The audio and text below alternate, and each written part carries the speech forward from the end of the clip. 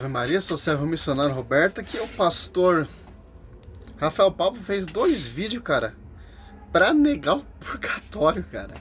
Ficar catando livro católico, para distorcer, é típico, visão protestante. Para degnir mesmo, vamos aqui refutar esses vídeos dele, que é o segundo vídeo, né? Você acredita na doutrina do purgatório? O purgatório possui base bíblica? Isso e muito mais no vídeo de hoje.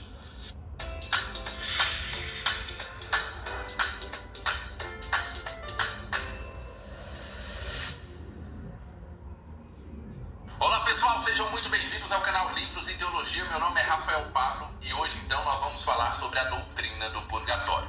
E eu já quero deixar um aviso aqui. Eu não vou desrespeitar nenhum católico, essa não é a ideia. Na verdade, o que eu vou fazer aqui é debater sobre a doutrina do purgatório. Então, católicos que estiverem me assistindo, fiquem tranquilos que eu não vou desrespeitá-los. Eu vou usar a frase do Pirula que eu acho muito importante. Olha só, pessoas nós sempre respeitamos, mas ideias não. Essas podem ser desrespeitadas. Nem sempre precisamos respeitar ideias. Por exemplo, não tem como respeitar a ideia da terra plana, esse tipo de coisa. É só fazer chacota mesmo, não tem jeito. Então, existem ideias que você não precisa respeitar, mas pessoas nós sempre respeitamos. Então, a minha ideia aqui é pegar algumas doutrinas que os protestantes não creem e explicar o porquê que nós não cremos nessa doutrina. Ao mesmo tempo, eu vou estar explicando para os católicos o porquê que eles creem nessa doutrina. Então, eu vou apresentar aqui os argumentos a favor da doutrina do purgatório e aí depois eu vou apresentar os contra-argumentos.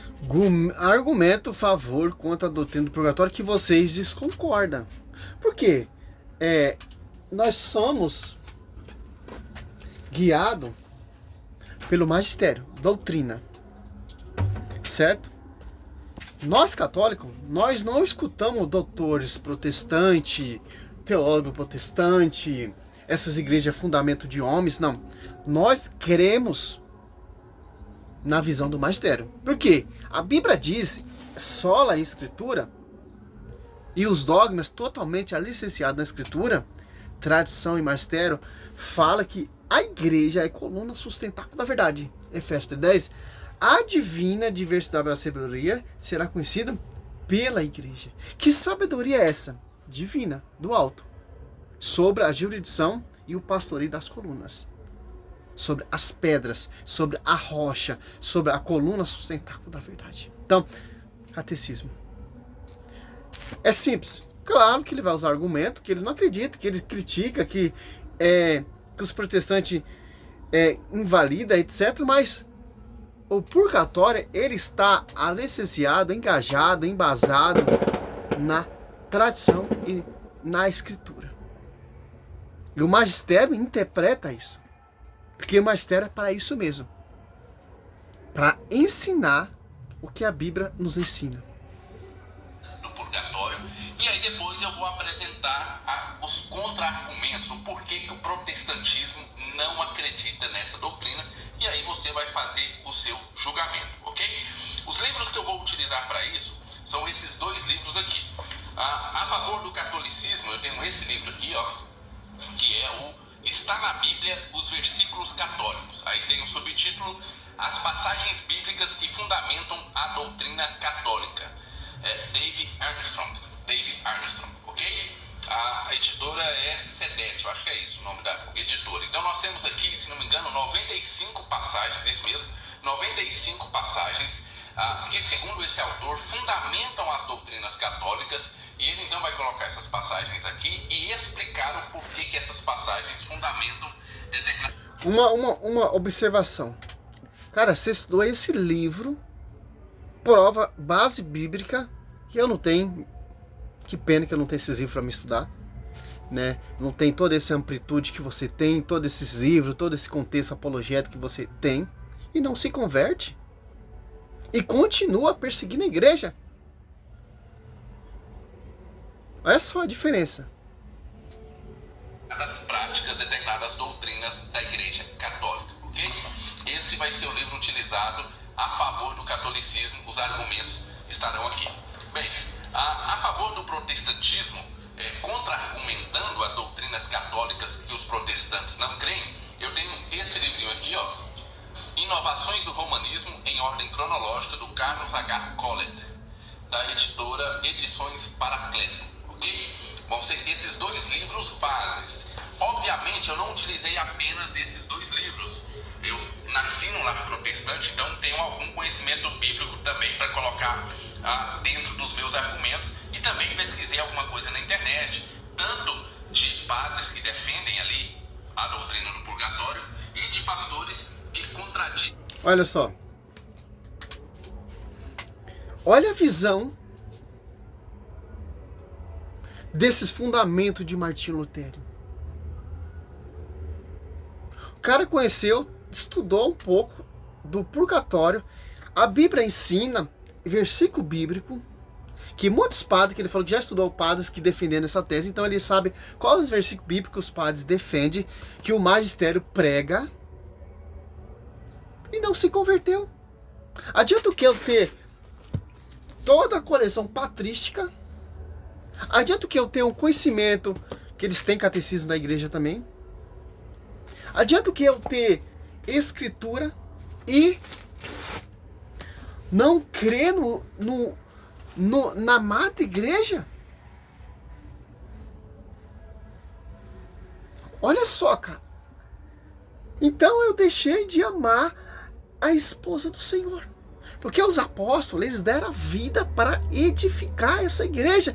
E Cristo, ele deu sua vida lá na cruz para fundar essa igreja, para você ter todo esse contexto, toda essa verdade, e para hoje em dia você cuspir na cara do Senhor. Cuspir na cara do magistério, que é a coluna sustentáculo da verdade. Adianta o quê? Eu ser teólogo, eu ser doutor, e não acredito que o magistério pregue e anuncia. Adianta o quê? Como diz mesmo, o amor de muitos se esfriarão mesmo. Apostatar da fé. 1 Timóteo 4, 1 e 2. E assim tirarão a fábulas, a novidades. Mestres que se apartaram do ouvido da verdade e se atiraram a fábula, porque não suportou a sã doutrina da salvação. 2 Timóteo 4, 3 e 4. O que é não suportar a doutrina da salvação? O ensinamento e a sabedoria que vem do magistério. E se atira a fábulas, a novidade, a teologia, a filosofia, para degrenir o caminho da verdade. Contraditam essa doutrina. Eu iria utilizar também esse livro aqui, ó, O Purgatório, do padre Frederick William Wipper, da editora Eclesiae. Por que eu decidi não usar esse livro? Porque eu descobri depois de comprar e comecei a ler, ele é um livro mais destinado para quem já acredita na doutrina do purgatório. Então ele não faz bem uma apologética do purgatório, mas ele faz uma defesa muito superficial e é mais para quem já... Você falou uma coisa muito interessante. Serve para você que você não acredita no purgatório. Por que esse livro? Para quem já tem uma base e crê no purgatório. Acredita no purgatório. Ao contrário de vocês que não acreditam nem na igrejinha do fundo de quintal. É simples entender isso.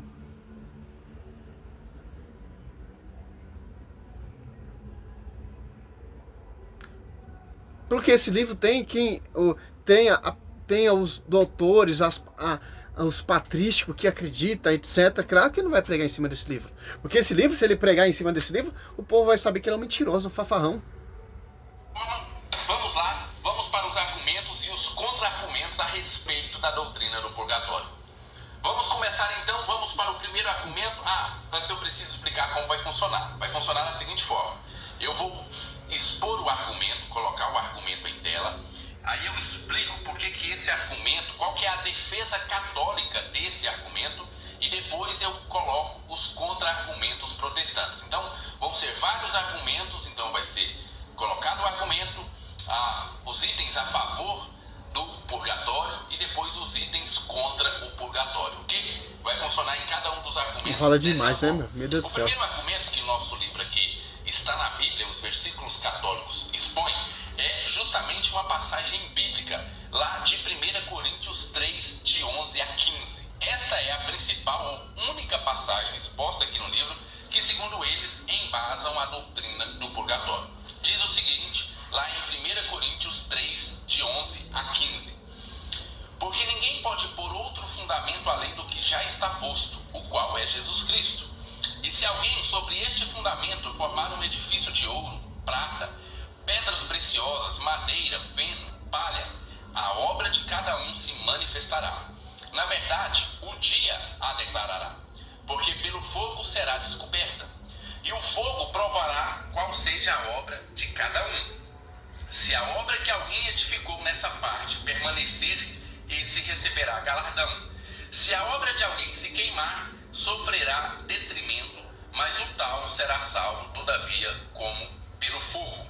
Essa é a passagem, a única passagem que a Igreja Católica utiliza para dar embasamento à doutrina do... A única não, meu querido. Aí você já está distorcendo.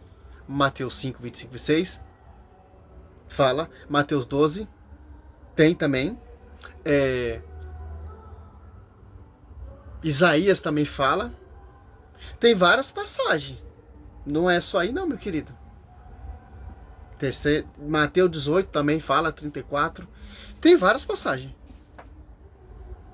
Mas essa aí é que nós mais usamos, que prova, sim, o purgatório. Que você vai distorcer, porque eu já vi o vídeo.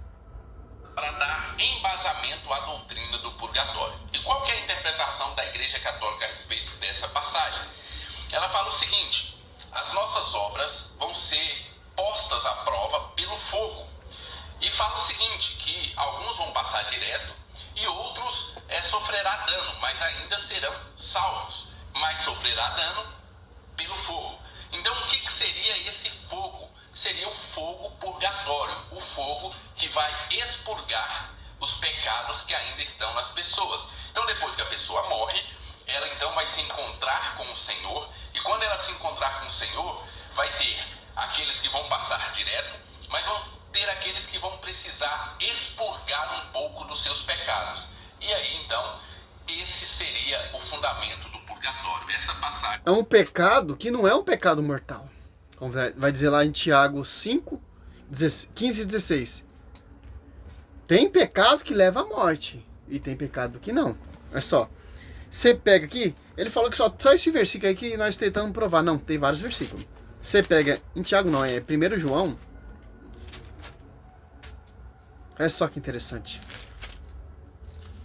João 5, ó, 16. Se alguém vem ver seu irmão cometer um pecado que não a conduz à morte, reze e Deus lhe dará a vida. Isso para aquele que não peca para a morte. Há pecado que é para a morte.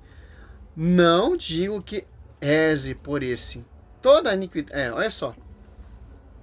Há pecado que leva à morte e pecado que tem perdão. O pecado que não tem perdão é um pecado mortal, que você já está em pecado absoluto. Não se arrependeu, não se converteu. Quando morre, como aquela na parábola, Lucas 16, ali, 19 em diante. O rico vai para o inferno. Por causa da sua vida. Esse é um pecado mortal. Blasfema contra o Espírito Santo, Mateus 12 ali, 32, se eu não me engano. É simples entender isso. Paulo, ele está nos ensinando aquele que vai direto. Apocalipse 6, 8, 9. 6. 6. Ali você vê.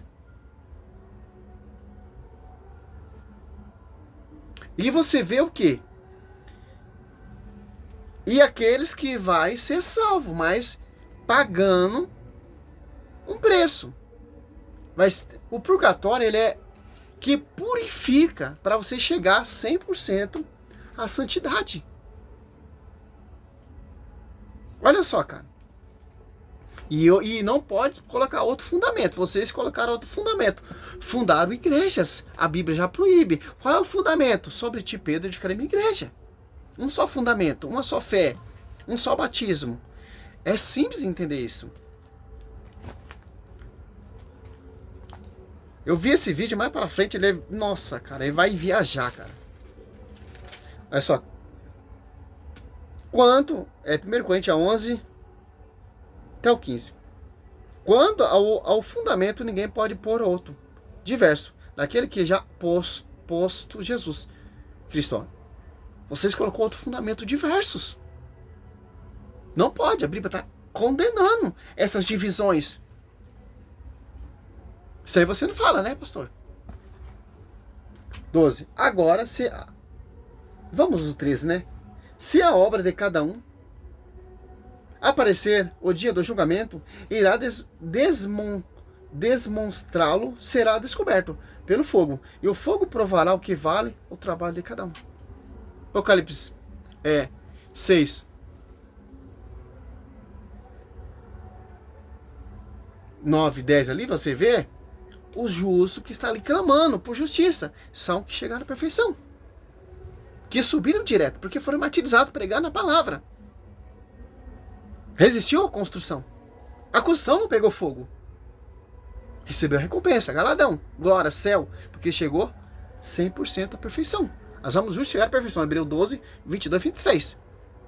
Certo? E quem não chegar à perfeição e morrer buscando a perfeição, vai passar por um fogo. Tanto que a Bíblia fala um fogo. Que fogo é esse? Que vai te purificar, te limpar, te redimir. Porque quem arde aqui ali no purgatório é o sangue de Cristo.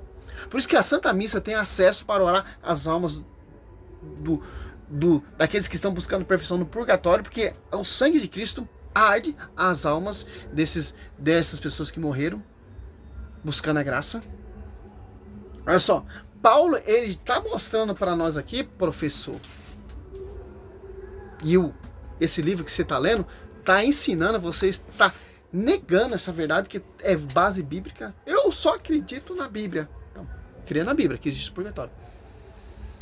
E nós não fundamentamos só nesse versículo, não.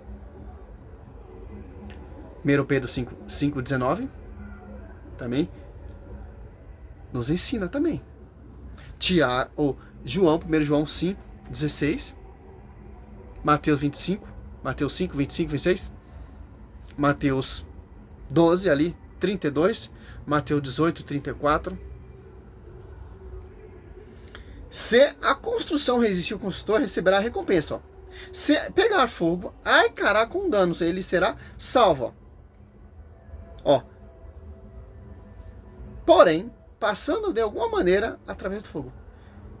Se pegar fogo. Por que pegar fogo? Porque não terminou a sua vida 100% redimido. Tinha mancha, tinha pecado, não pecado mortal, que leva à morte, que leva ao inferno, à condenação, ao Hades, não. Pecado que não são mortal. Falhas ainda. Pegou fogo, mas arcará com os danos, será salvo, passando pelo fogo. Que fogo é esse? Que vai te purificar para você entrar na morada do justo, dos santos que chegaram à perfeição. É simples o texto. Não tem o que muito estudar, não tem o que muito... É profundo. Paulo já deixa bem claro do que está se tratando. 2 Coríntios 5, 8, não veio a hora de depender desse corpo e ia habitar junto de Cristo, porque ele sabia que ele ia direto. Que ele foi martirizado. Os mártires, eles vai direto. Por quê? Deu a vida edificando a igreja.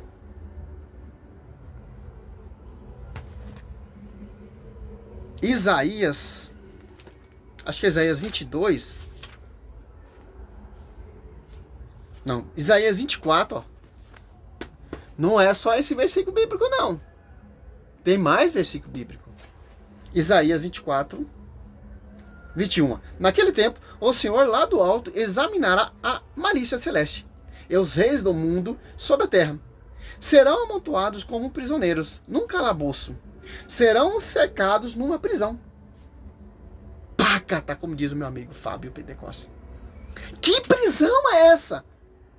Que arde esse fogo purificador. Que prisão é essa?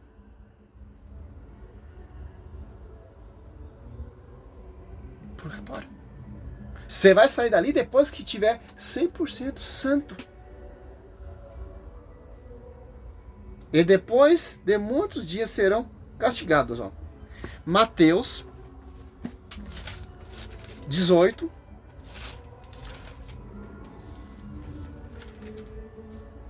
Hum, 32. Então o Senhor chamou-lhe.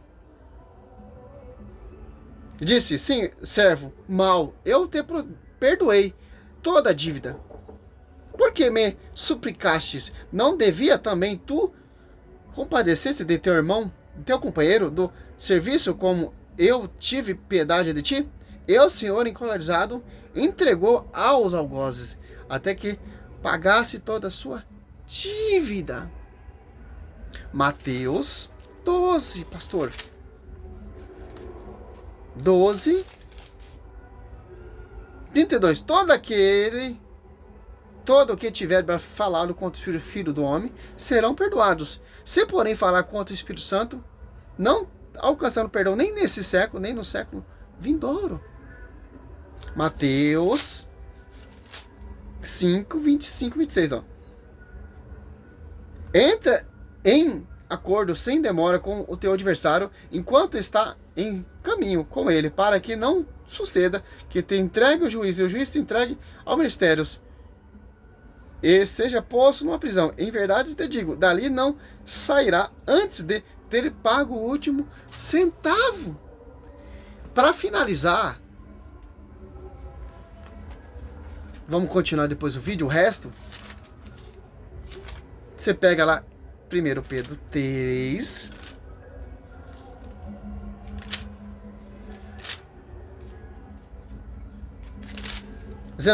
e nesse mesmo Espírito que ele foi pregar ao Espírito que era detido no cárcere. Que Espírito é esse? Que cárcere é esse? Que prisão é essa? Ali 1 Coríntios 13, do 13, 15 a 6, você vai entender que prisão é essa. Aqueles que, outrora, no dia de Noé, tinham sido rebeldes. Inferno não é, porque inferno não tem como tirar ninguém de lá do inferno mais. Ah, mas Cristo ele é Deus, ele tem poder para tirar. Não. Cristo ele foi no inferno tomar a chave do Satanás. Para dar para Pedro ter esse acesso de ligar e desligar a igreja. E que igreja? Em comunhão com os santos, que ora pelas almas do purgatório, que está em sintonia com a cabeça. Igreja militante, padecente e triunfante. Então, meu irmão, você pode ler livro, centenas de livros protestantes, você pode encher a sua mesa, assim, sua sala de livros, apologeta, história da igreja, teologia, filosofia, magistrado, mas nenhum livro da face da terra é semelhante a esse. Os livros são inspirados por homens, escritos por homens. Isso aqui não é escrito por homens. Isso aqui não é inspirado por homens. É escrito por homens, sim, né? Inspirado pelo Espírito Santo. Que não são homens comuns, são os santos que chegaram à perfeição. O justo. Então, você pode ler livros, você pode fazer o que for, cara, mas nunca você vai combater a sã doutrina, porque a sã doutrina é do próprio Deus, que está no magistério. Salve Maria, sou missionária Roberta. Essa resposta que eu, segundo vídeo, a esse pastor. Ou a outros também, que denigra a igreja, olha só. Por que eu não estudo muito patrícia? Porque eu só tenho isso aqui, eu tenho isso aqui e o outro aqui. É caro, cara, eu não tenho autonomia, dinheiro para investir em apologeta patrística, não. Nós temos o que, cara? É simples. Catecismo da igreja e a Bíblia. sem meditar no catecismo da igreja, cara, você vira um puto do apologeta, cara, defensor da igreja, porque aqui são os dogmas que a igreja prega e anuncia, e nós temos que acreditar nisso aqui. Ah, mas eu acredito na Bíblia. Sim. Te explica entender como é a Bíblia, te explica entender como o magistério, te explica entender a quem foi confiado. E a Bíblia nos dá esse respaldo. Porque a tradição e a escritura e o magistério estão juntas, cara. Simples entender isso. É só. Essa é a nossa fé. A nossa fé não é uma fé protestante, que tem várias divisões. E a Bíblia condena a divisão. Deus, ele abomina a divisão. Mateus 12 ali, toda divisão será destruída. Números 16 ali, você vê a revolta ali contra o pastor universal, Moisés ali. E Deus dá uma resposta. Deus não quer divisão.